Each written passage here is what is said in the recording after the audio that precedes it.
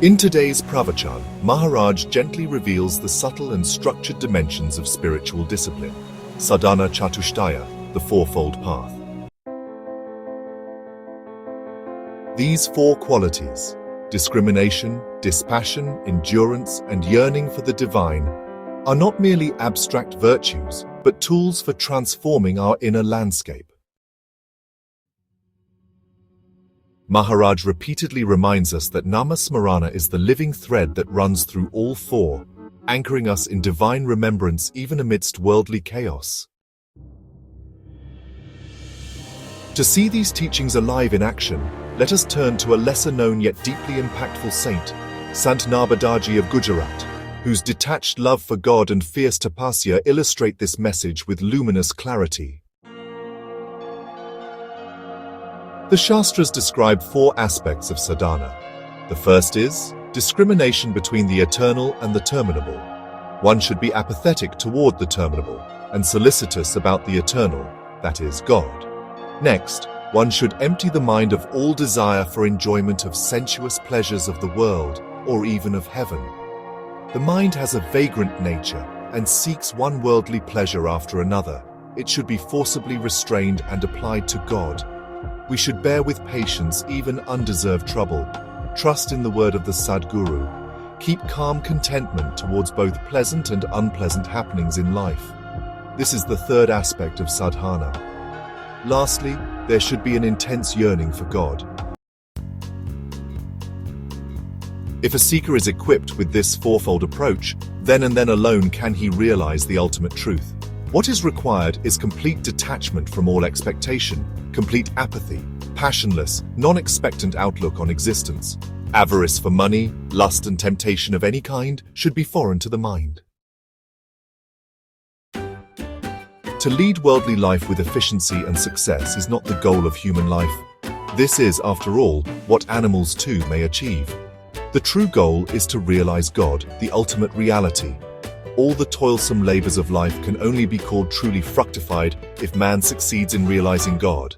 In the present times, no means are so practicable and effective as Namasmarana. Nama indeed is all-powerful, and one who has it at heart, while he may not always succeed materially, will ever find himself backed by God. Success and failure in worldly life have only passing value and effect. What really matters is the extent and continuity of awareness of God. The pleasure and pain that comes to one's lot are, in the ultimate analysis, apportioned to us by Rama. We, however, realize this only at the end, after having gone through and been affected by the vicissitudes of life. Let us bear this in mind right from the start. This can be achieved by Nama Smarana. It is the way of life that even as we are heaving a sigh of relief at a pleasing occurrence, the moment of despair is in the formation. A wise man should therefore keep his mind engrossed in Namasmarana and equably accept the thick with the thin. Remember that Rama never fails to back one who keeps himself engrossed in Namasmarana. Sant Narbadaji was a quiet spiritual fire of Gujarat, a woman of sharp discernment and intense detachment, whose name is still remembered with reverence in remote Vaishnava circles. Though born into a wealthy family, she gave up all luxury at a young age to dedicate herself fully to God. There's a powerful incident in her life that really exemplifies the fourfold sadhana. So once, during her early years of intense sadhana, a wealthy merchant who admired her detachment sent her a basket of gold coins along with a note that read, "For your service and comfort." Narbadaji calmly returned the basket untouched, with just one line. "Comfort lies not in gold, but in remembering the one who makes gold from dust." This response stunned the merchant, but for Narbadaji, it was simply natural. She had clearly applied the fourfold sadhana discrimination or viveka, recognizing that worldly wealth is really transient. Dispassion or vairagya, no desire stirred in her despite the temptation. Forbearance, known as Shamadhi Shatka Sampati, she accepted the world's ways with a serene, unshaken heart. And finally, intense yearning, or mumukshutva. Her only hunger was for the name of Hari.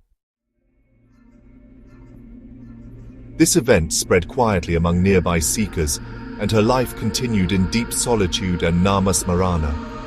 She did not seek disciples or fame. Her sadhana was pure, private, and steeped in the Lord's remembrance. Her greatness was that she never claimed any. Maharaj teaches us that real sadhana is not measured by how much we do, but by the quality of our inner orientation. Sant Narbadaji's life shows that when the four pillars of sadhana are in place, nama becomes not just practice, but presence.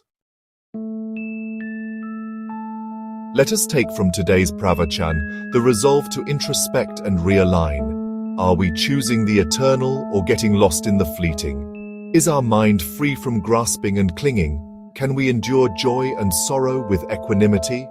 Do we long for God with every breath? As Maharaj reminds us, remember that Rama never fails to back one who keeps himself engrossed in namasmarana. Sant Narbadaji's quiet, radiant path affirms this truth. May we too become worthy of such unwavering remembrance.